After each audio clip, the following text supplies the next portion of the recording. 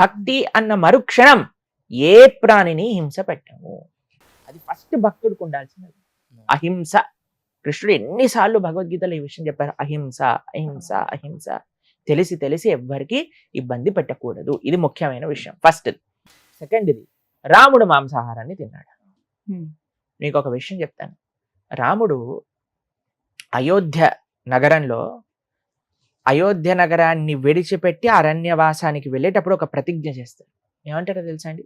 నేను ఈ అరణ్యవాసంలో ఉన్నంత సమయం సాధువుగా నార బట్టలు వేసుకొని కంద మూలాలు మాత్రమే స్వీకరిస్తాను అని అయోధ్య నగరంలో ఉన్నప్పుడే ప్రతిజ్ఞ చేసి రాముడు వెళ్ళాడు.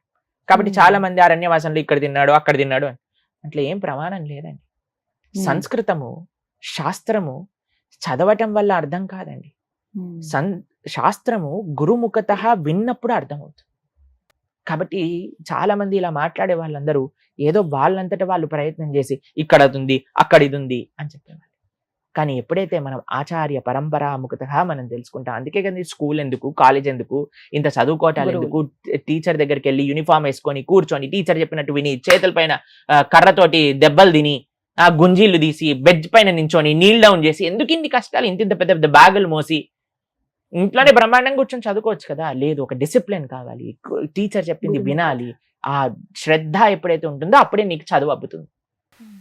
కాబట్టి మనం కూడా ఎప్పుడైతే ప్రామాణికమైన ఆచార్య పరంపర ద్వారా కృష్ణుడేంటి రాముడేంటి వాళ్ళ తత్వములు ఏంటి తెలుసుకుంటామో అప్పుడే మనం జీవితంలో బాగుపడాలి. రాముడు ఎప్పుడూ మాంసాహాన్ని తినలేదు.